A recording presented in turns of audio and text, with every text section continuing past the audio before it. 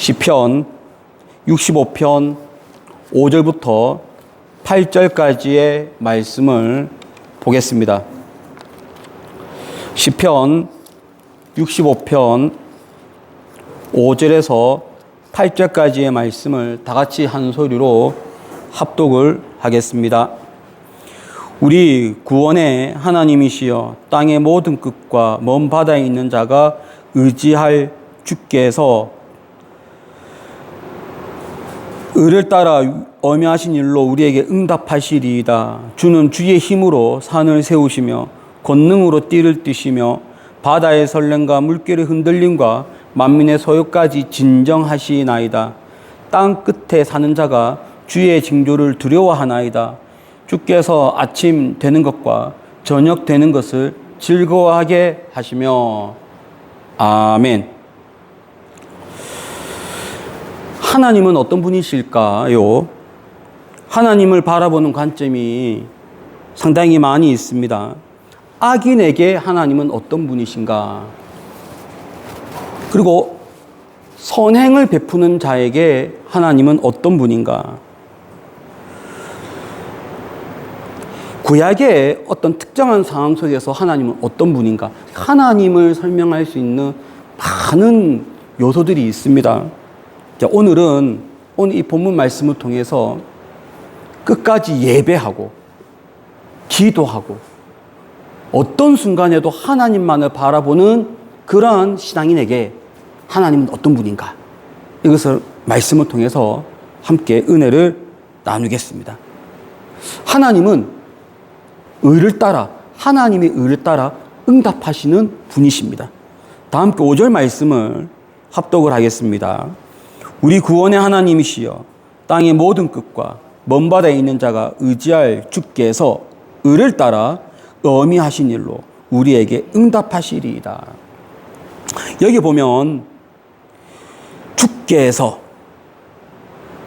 의를 따라 엄히하신 일로 응답하신다.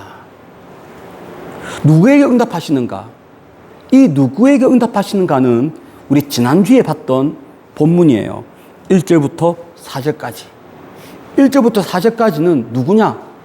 하나님께 기도하는 사람, 하나님께 예배하는 사람.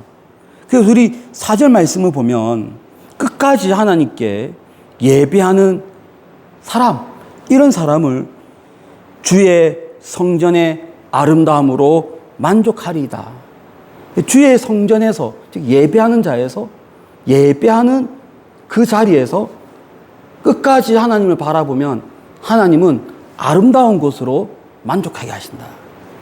자, 그러면 이제 구체적으로 5절부터는 하나님이 주시는 그 아름다움, 하나님은 어떤 것을 부어주시는가, 예배하는 자에게 어떤 것을 부어주시는가에 대한 서술이 5절입니다. 근데 5절에 보면 의를 따라 응답하신다. 자, 그런데 여기서 말하고 있는 의라고 하는 것이 무엇일까요? 여기서의 의는 하나님의 뜻대로 내려주는 것을 말합니다.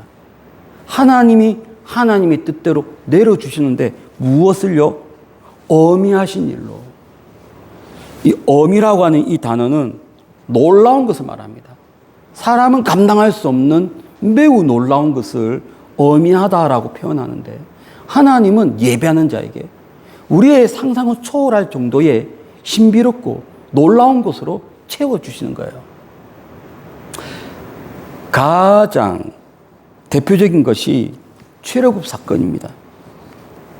이스라엘 백성이 하나님께 부르짖었습니다. 살려달라고 부르짖었습니다. 그랬더니 하나님은 그들의 부르짖음을 들으시고 이스라엘 백성을 구원하셨어요. 구원하시는데 그냥 이끌어낸 거 아니거든요.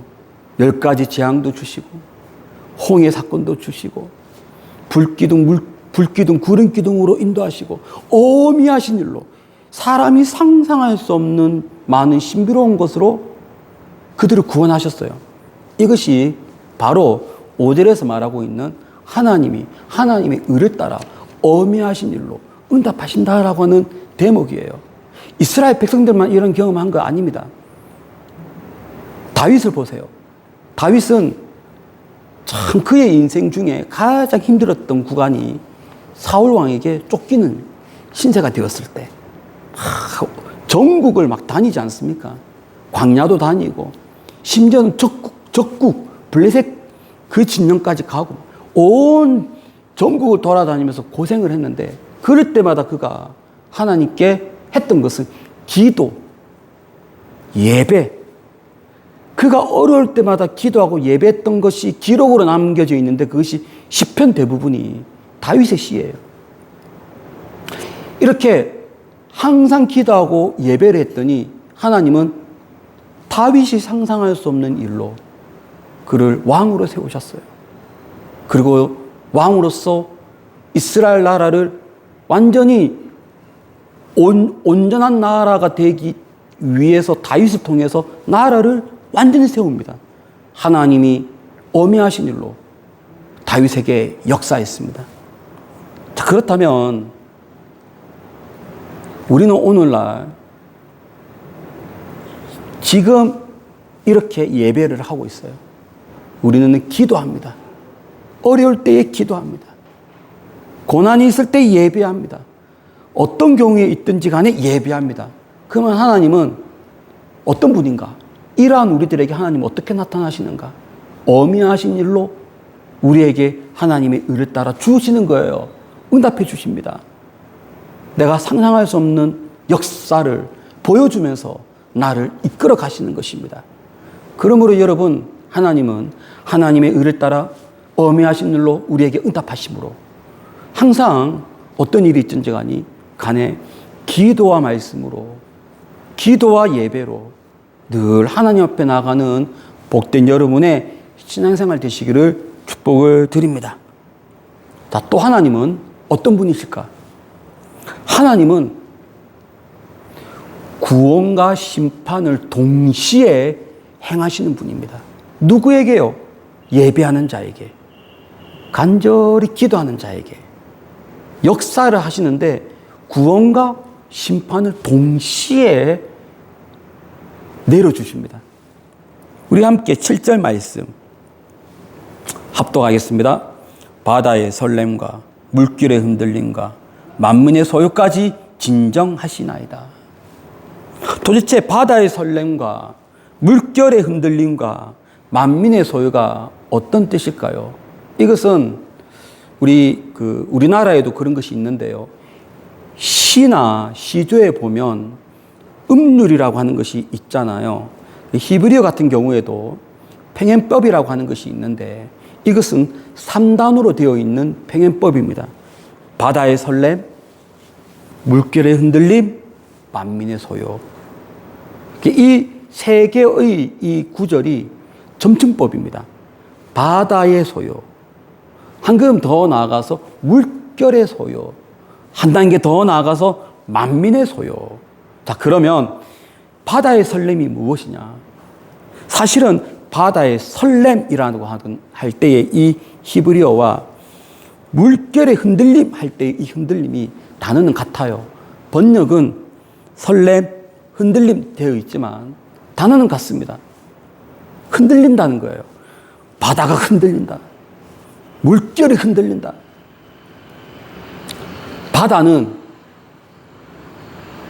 바다가 흔들리는 것을 말하는데 여기에서 말하는 것은 그냥 바다의 흔들림만 말하는 것이 아니고 상징입니다. 인생의 어려운 일을 말합니다. 보통 성경에서 인생이 너무 어렵다라고 할 때 늘 바다를 같이 표현합니다. 바다가 나를 덮는다. 바다가 나를 힘들게 한다. 이런 표현들을 쓰거든요. 이스라엘 백성들이 힘들 때 바다였습니다. 바다가 등장하면 인생의 고난을 말합니다. 그래서 여기에 바다의 설렘 그러면 인생을 힘들게 하는 것을 말합니다. 바다의 설렘과 그 다음 물결의 흔들림, 이것은 직접적으로 나를 때리는 걸 말합니다. 인생이 너무 힘들어요. 지금 이 상황이 힘들잖아요. 상황이 힘든데 정작 나에게 뭔가가 탁 닥칠 때, 뭐 돈을 청구한다든지 아니면 누군가가 나에게 복수에 진짜 이 손을 친다든지 실질적으로 나한테 피부적으로 와 닿는 것을 말합니다. 물결이 나를 흔드는 것을 말합니다. 만민의 소요. 이것은 이제 나를 넘어서 우리 공동체를 힘들게 하는 것을 넘어서 온 세계가 흔들리는 것을 말합니다. 점층법이죠. 바다, 나에게 물결, 온 만민의 흔들림. 이것은 뭐에 대한 표현이냐? 하나님이 아무리 나를 힘들게 하는 바다의 어려움, 인생의 어려움, 나를 치는 어려움, 나를 다치게 하는 어려움, 만민이 막 흔들려서 만민에게 때리는 그런 어려움이 있다 할지라도 하나님은 그것을 심판하십니다. 진정하시나이다. 그것을 하나님은 잠재우시는 거예요. 하나님은 어떤 분이시냐? 기도하고 예배하는 자에게 그에게 고난이 있다. 그 고난을 심판하십니다. 그 고난을 주는 세력을 진정시킵니다. 그러면서 나를 구원하시는 거예요. 하나님은 어떤 분이신가? 심판과 구원을 동시에 행하십니다. 이것이 성경에도 줄기차게 이 패턴입니다. 기도하고 예배하는 자에게 하나님의 심판과 구원을 동시에 내려주십니다. 이스라엘 백성들 볼까요? 이스라엘 백성들이 출애굽했습니다. 그리고 바다를 만나요. 바다 앞이라고 하는 큰 역경 가운데 바다를 건넙니다. 그럴 때 그 바다를 건너고 있는 이스라엘 백성들을 또 추격해서 애굽의 군대가 또 바다 안으로 들어옵니다. 그때 하나님은 어떻게 했어요? 이스라엘 백성들은 구원해 내시고 바다 안으로 들어온 애굽의 군대는 멸하지 않았습니까? 심판과 구원이 동시에 이루어집니다. 또 우리 아까 조금 전에 다윗의 예를 들었잖아요. 다윗도 똑같은 케이스입니다. 기도하고 예배했던 인생을 살았잖아요. 아무리 쫓기는 인생을 살았어도, 동굴에 있었어도, 광야에 있었어도, 홀로 있었어도, 여러 명이 같이 있었어도 늘 그는 예배했습니다. 하나님이 그를 구원하는 방법, 다윗을 철저하게 짓밟으려고 했던 사울과 그의 가문을 완전히 멸하시고 다윗을 구원하시고 다윗을 왕으로 세우시는 과정을 우리는 성경을 통해서 볼 수 있습니다. 하나님은 어떤 분일까요? 하나님은 기도하고 예배하는 자에게 심판과 구원을 동시에 내려주시는 분이에요. 자, 그렇다면 오늘날 우리들은 어떤 신앙생활을 해야 할까? 여러분, 오늘날 우리들도요, 똑같습니다. 아무리 힘든 상황이 있더라도요, 우리는 놓치지 말아야 될 것, 하나님을 바라보고 기도하고 예배하는 삶을 놓치면 안 됩니다. 너무 좋은 일이 생기잖아요. 너무 좋아서 감정이 막 올라가고 막 그럴 때도 막 좋아만 하지 말고 그 좋아하는 그것을 하나님께 영광을 돌려야 됩니다.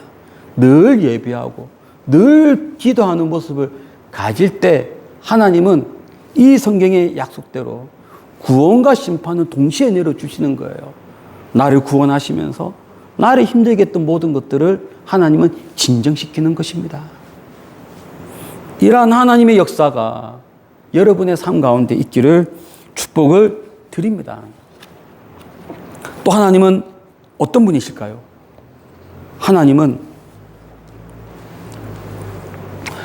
전 세계의 사람들을 통해서 이러한 예배를 받기를 원하십니다. 다 함께 8절 말씀을 합독을 하겠습니다. 땅 끝에 사는 자가 주의 징조를 두려워하나이다. 주께서 아침 되는 것과 저녁 되는 것을 즐거워하게 하시며. 하나님은 5절, 6절, 7절을 통해서 어떤 분이신가? 예배하는 자에게 하나님은 하나님의 어미하신 일로 응답하십니다. 하나님은 어떤 분인가요? 하나님은 예배하는 자에게 심판과 구원을 동시에 내려주십니다. 하나님은 어떤 분인가요? 이렇게 예배한 사람들에게 하나님은 그러한 일을 펼쳐주셨는데 하나님이 궁극적으로 원하는 것은 이러한 예배를 나에게서만 받는 것이 아니고 어떤 일정한 공동체의 사람들에게서만 받는 것이 아니고 모든 만민을 통해서 이러한 예배를 받기를 원하십니다. 하나님은 예배 받기를 원하시는 분이세요. 여기에 보면 온 세계의 사람들이라고 하는 것을 여기서는 이렇게 표현하고 있습니다. 땅 끝에 사는 자, 온 천지에 사는 모든 사람들이 하나님께 예배해야 돼요. 자, 그런데 여기는 뭐라고 되어 있냐면 땅끝에 사는 자가 주의 징조를 두려워한다라고 되어 있죠. 이때 이 두려워한다가 정말 하나님을 무서워서 두려워하는 것도 있는데요. 하나님을 경외하는 것도 똑같은 두려워한다라는 표현을 씁니다.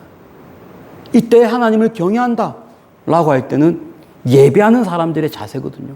예배하는 사람이 하나님을 기본적으로 경외하는 자세가 있을 때 예배가 나오는 거예요. 아니, 하나님을 경외하지 않는데 어떻게 예배가 나와요?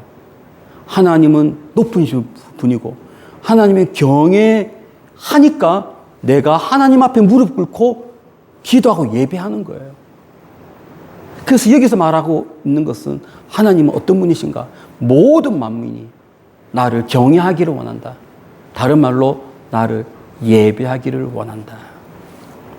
그 시작은요, 하나님이 모든 만민을 통해서 예배받기를 원하시는데 그 시작은 무엇이냐? 바로 내가 하나님 앞에 바로 서는 것입니다. 내가 어떤 일이 있더라도 기도하는 것입니다. 그러므로 여러분, 하나님은 이 최종 목표를 위해서 지금 현재 나를 통해서 예배를 받기를 원하시고 여러분을 통해서 예배 받기를 원하시고 예배를 받고 있습니다. 하나님의 뜻이 이러하니 우리는 어떻게 살아가야 할까요? 끊임없이 예배하고 끊임없이 기도하고 끊임없이 기도하고 경외하는 마음으로 기도하고 이러한 신앙생활로 여러분의 신앙 승리하시기를 축복을 드립니다. 오늘도 이번 주간도 여러분의 숨이 붙어있는 이 모든 날 동안에 하나님을 예배하는 일에 승리하시기를 예수 이름으로 축원합니다. 기도하겠습니다. 하나님 아버지 감사합니다. 내 평생 주의 이름을 높이고 예배하는 자가 되게 하여 주옵소서. 예수님의 거룩하신 이름으로 기도드립니다. 아멘.